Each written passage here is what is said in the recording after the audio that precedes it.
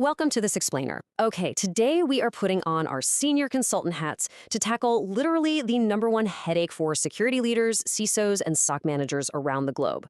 Yep, we're talking about staffing. We're diving deep into Mitre's Strategy 4 for a world-class cybersecurity operations center, which is all about how you hire and grow quality staff. We're going to unpack why staffing is such a massive challenge, how mature SOCs approach it differently, and give you some practical implementation guidance for today's modern automation-driven environments. So let's dive right in. I really want you to let this quote sink in for a second. The day that a star analyst hands in their resignation is not the day to start planning for what to do after they are gone. It perfectly captures the painful reality of the cybersecurity skills shortage. The turnover rate in modern security operations centers is honestly staggering. If you wait until your best threat hunter gives their 2 weeks notice to figure out your staffing pipeline, well, you're already months behind the adversary. We absolutely have to shift from a reactive scramble to a proactive strategy. To get us there, here is our roadmap for today. We'll start with the SOC talent crisis, move into hiring beyond the unicorn, explore growing and retaining talent, look at a modern SOC structure, calculate your actual staffing needs, and finally, wrap up with some actionable next steps. All right, Section 1, the SOC talent crisis, and the massive staffing challenges we're all facing. Let's look at what happens when organizations just ignore this strategy. Look, here is the reality on the ground. First off, there's a chronic, industry-wide skills shortage. There simply aren't enough qualified people to fill the open seats. But honestly, the internal problems are just as bad. We see rapid analyst burnout from alert fatigue, that daily grind of staring at the same screens and the same alerts day in and day out.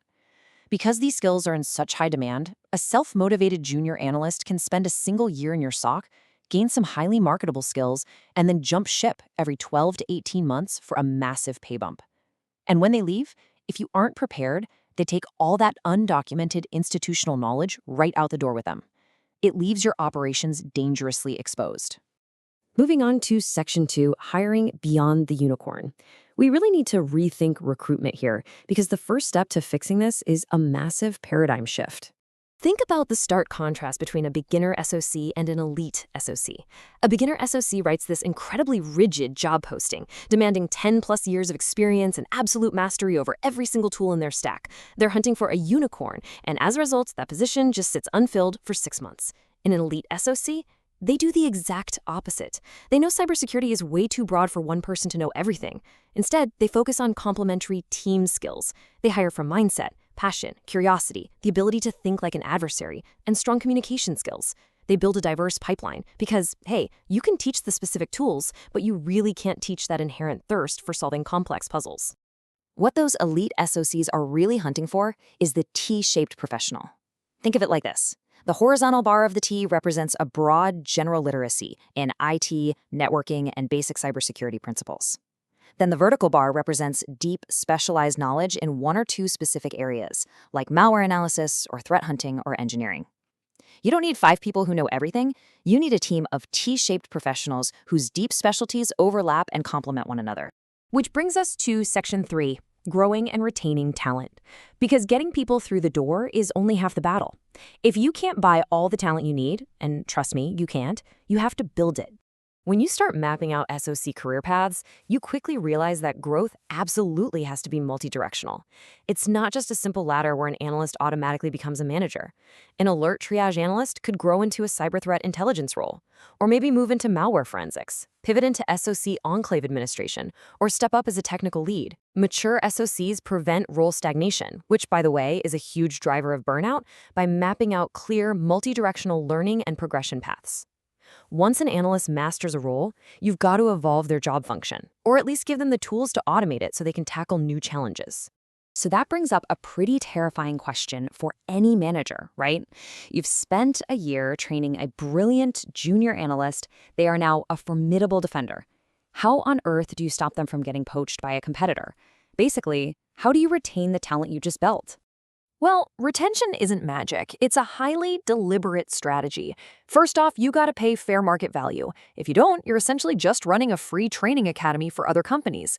But money isn't everything. You need to implement deliberate apprenticeship-style mentoring. Pair your junior staff with your senior folks to build deep cultural bonds and seamlessly transfer knowledge. Support cross-training and role rotations so literally nobody gets bored. Also, fostering a highly diverse and inclusive work environment is critical here. The evidence strongly shows that diverse knowledge worker teams produce way better outcomes and have higher retention rates. Finally, give your staff the freedom and the dedicated time to solve new challenges, rather than just drowning them in an endless queue of tickets. All right, Section 4, Modern World-Class SOC Structure, and how we go about automating that daily grind. Because modern toolsets and AI are fundamentally changing the game. Look, we absolutely have to automate the daily grind. Elite SOCs are leaning hard into security orchestration, automation, and response, or SOAR, and machine learning. Not to replace humans, but to elevate them. When you automate routine, alert enrichment, and that mundane Tier 1 triage, you free up so much human brain power. You can then shift those analysts into proactive threat hunting, purple teaming, and analytics creation. And this is key. As automation saves time, you must allocate that reclaimed time directly back to the analysts for capability progression and skill building. When you look at a basic SOC workflow, it's amazing to see exactly where analysts and automation intersect. You've got the SIM, SOAR, and big data analytics right in the center, automatically collecting and correlating events from cloud, IT, and OT environments in real time. But check out the human elements on the periphery, those continuous iteration loops. While automation handles the real-time monitoring and data enrichment in seconds, your human analysts are doing the in-depth investigation, the threat hunting, and the sensor tuning. The tools handle the sheer volume, the humans handle the complex decision-making and adversary analysis. Moving to Section 5, Calculating Your Staffing Needs. With all these tools in place, we arrive at the most common question executives ask. Exactly how many analysts do I need to hire? All right, I want you to remember this specific number, 4.8. If you want to staff a single 24/7 monitoring seat in your SOC, it takes 4.8 full-time equivalents. That is just the hard math. You aren't just covering 24 hours in a day. You have to cover weekends, holidays, sick leave, vacations, and that dedicated training time we talked about. If you want 2 people on shift at all times for a 2-person rule, well, you suddenly need almost 10 full-time employees just to watch the glass. Now, 4.8 is just your baseline for one seat. Your actual total headcount is going to slide up or down based on a few key variables in your environment. For instance, if you have high SOAR integration, your staffing needs scale down. But if you're defending a massive global hybrid cloud environment, they scale up. If your SOC only monitors alerts, you obviously need fewer people than a SOC that's doing in-house malware reverse engineering and deep forensics. And of course, if your organization is frequently targeted by highly skilled advanced persistent threats, you'll need a larger, much more specialized staff compared to a business facing mostly low-skilled opportunistic attacks. Finally, Section 6, Takeaways and Next Steps. We've covered the math, the models, and the mindset shift. Let's get into an immediate action plan. Okay, so if you're a SOC manager or security leader, here is your game plan. Right now, today, you need to aggressively document your current standard operating procedures.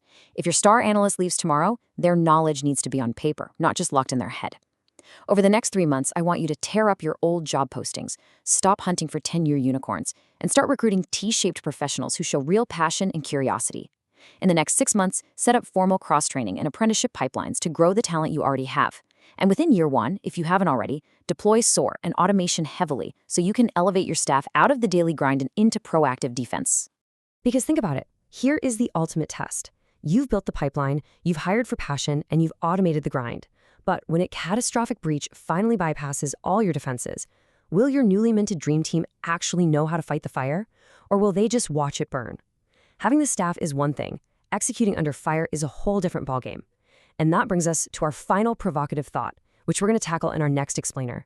Strategy 5, prioritize incident response. So start building that talent pipeline today, protect your team from burnout, and I'll see you next time.